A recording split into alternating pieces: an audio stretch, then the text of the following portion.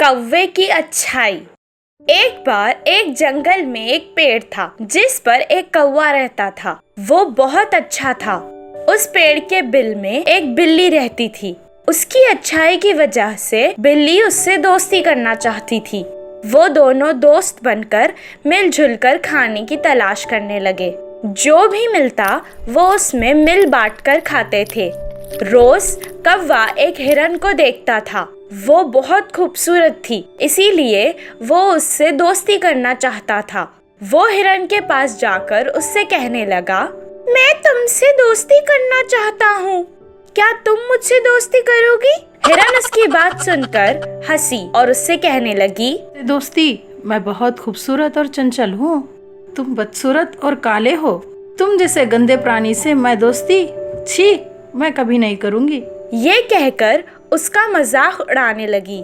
हिरन की ये बात सुनकर कौवे को दुख हुआ और वो वहाँ से उड़कर अपने पेड़ पर उदास जा बैठा। बिल्ली अपने दोस्त को परेशान देखकर कहने लगी, क्या हुआ दोस्त, तुम उदास क्यों हो? कौवा उसे सारा हाल सुनाने लगा। कौवे की ये बात सुनकर बिल्ली ने कहा, दोस्त, मैं हूँ ना तुम्हारे साथ, तो परेशान क्यों होते हो? मेरे साथ समय बिताओ। अगले दिन रोज की तरह हिरन वहाँ घास चरने आई। उसे घास चरते देखकर एक शिकारी ने उस पर निशाना लगाया। हिरन ने उसे नहीं देखा और वो खा रही थी, लेकिन दूर बैठकर कौवा पेड़ पर से ये सब कुछ देख रहा था। उसे पता चल गया था कि हिरन की जान को खतरा है। वो तुरंत पेड़ पर से उड़ा और शिकारी को चोंच मारकर भाग गया। निशाना चूक गया और वो तीर झाड़ियों में चला गया। इस आवाज से हिरन डरकर भाग गई। कुछ दिन बाद वहाँ एक मक्कार लोमड़ी आई। मोटी ताजी हिरन को देखकर उसके मुंह में पानी आ गया और वो धीरे धीरे उसके शिकार करना चाहती थी। हिरन की जान को खतरे में देखकर कौवा अपने दोस्तों को लेकर उस लोमड़ी पर हमला करने लगा। लोमड़ी को कौवों की मार से दर्द हुआ और वो चिल्लाने लगी। ये आवाज सुनकर हिरन वहां से भाग गई। कुछ दूर खड़े बिल्ली ये सब देख रही थी और उसने कौवे की तारीफ की। कुछ दिन बाद जब वो हिरन से मिली, वो हिरन को सब कुछ सुनाने लगी। तभी वहां पर कौवा आया और हिरन से कहने लगा, इस जंगल में कोई भी सुरक्षित स्थान नहीं है। कौन सा खतरा कब कहां से आ जाए पता नहीं। हमें हमेशा चौकन्ना रहना चाहिए। ये सारी बात सुनकर हिरन ने कहा, तुम मुझसे दोस्ती करना चाहती थी और मैं अपने घमंड में तुम्हारी बेइज्जती करती रही। तुमने वो सारी बातें भूलकर मेरी जान बचाने के लिए अपनी जान खतरे में डाल दी। तुमने मुझे सिखाया कि अच्छी सूरत हो ना हो, दिल अच्छा होना चाहिए। वो कौवे से माफी मांगने लगी और इस दिन के बाद वो तीनों अच्छे दोस्त बन गए और एक साथ मिलजुल कर जंगल में रहने लगे। पानी से चलने वाली गाड़ी। विशाल को गाड़ियाँ बहुत पसंद थी। उसके दोस्तों की तरह उसे भी गाड़ी चलाना बहुत पसंद था। वो बहुत तेज गाड़ी चलाना पसंद करता था। उसके पिता पुलिस में काम करते थे। विशाल बहुत भोला था, इसीलिए वो उसे ज्यादा जेब खर्ची नहीं देते थे। उसकी माँ उससे बहुत प्यार करती थी और लाड़ भी करती थी, इसीलिए पिता से छुपाकर जरूरत पड़ने पर उसे पैसे दे देती थी। वो उन पैसों को जमा करके एक गाड़ी खरीदना चाहता था। वो पुरानी गाड़ी ही सही, लेकिन एक गाड़ी लेना चाहता था। जब उसके पास अच्छे पैसे जमा हो गए तो वो एक बड़ी गाड़ी की दुकान को गया और वहाँ उसे सेल में अच्छी, महंगी और खूबसूरत गाड़ियाँ दिखाई दी। एक से एक बढ़कर खूबसूरत गाड़ियाँ और जबरदस्त गाड़ियाँ वहाँ रखी हुई थी। उस दुकान में काम करने वाले हर गाड़ी की तारीफ ही कर रहे थे। तब एक काम वाले ने कहा, ये गाड़ी सबसे ज्यादा माइलेज देती है। दूसरे काम वाले ने कहा, ये गाड़ी की स्पीड सबसे ज्यादा है। तीसरे काम वाले ने कहा, ये गाड़ी पूरे देश में सबसे अच्छी गाड़ी है। विशाल की मासूमियत को देखकर चौथे काम वाले ने कहा, ये गाड़ी तो सबसे अलग है, ये पानी से चलती है। विशाल को उसकी ये बात बहुत आकर्षित लगी और वो उससे पूछने लगा, क्या ये पानी से चलती है? अरे वाह! वो विशाल को उस गाड़ी के बारे में बढ़ा चढ़ाकर बोलने लगा। वो उस गाड़ी से बहुत खुश हुआ और उसने उसे खरीद लिया।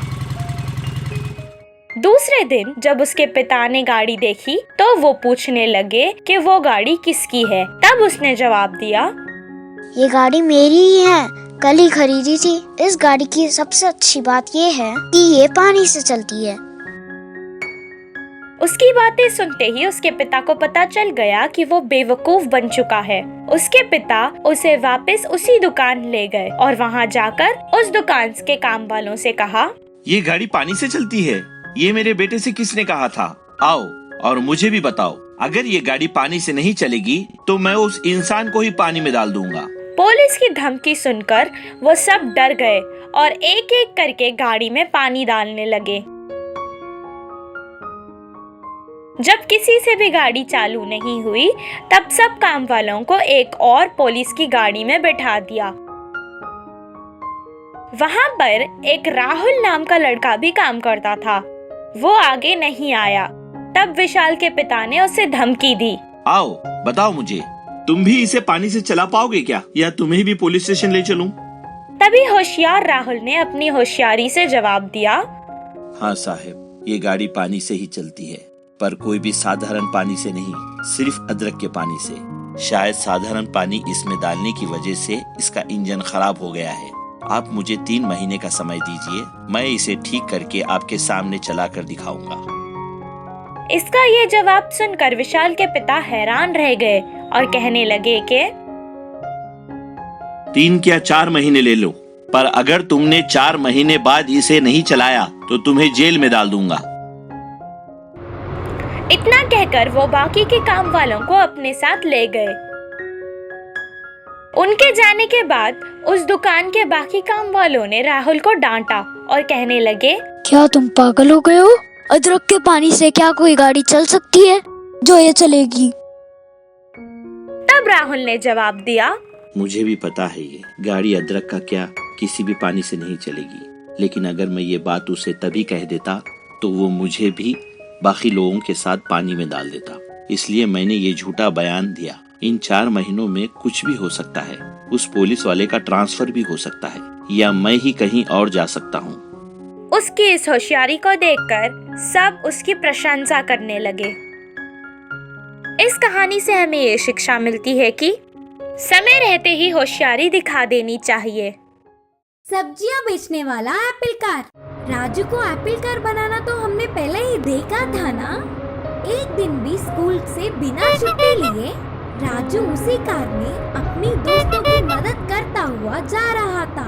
कभी कभी तो देर होने पर अपने पिताजी को भी ले जाकर ऑफिस तक पहुंचाता। ऐसे दिन बीतते गए।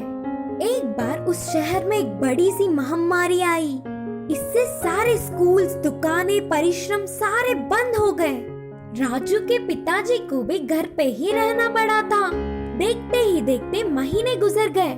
हमारे पास के पैसे भी खत्म हो जाएंगे। अब आगे क्या करेंगे? कैसे कमाऊं, क्या करूं, कुछ समझ ही नहीं आ रहा। पिताजी को माँ के पास ऐसे बोलते हुए उदास देख राजू ऐसे समय में किसी भी तरह अपने पिताजी की मदद करना चाहता था। तभी टीवी में एक समाचार देखा। तभी कोई भी रास्तों के रोड पे आकर तभी घूमना नहीं, अपने गलियों में ही आने वाले सब्जियां खरीद लेना। इस समाचार को देखते ही राजू को बिजली की रफ्तार से तेज एक विचार आई।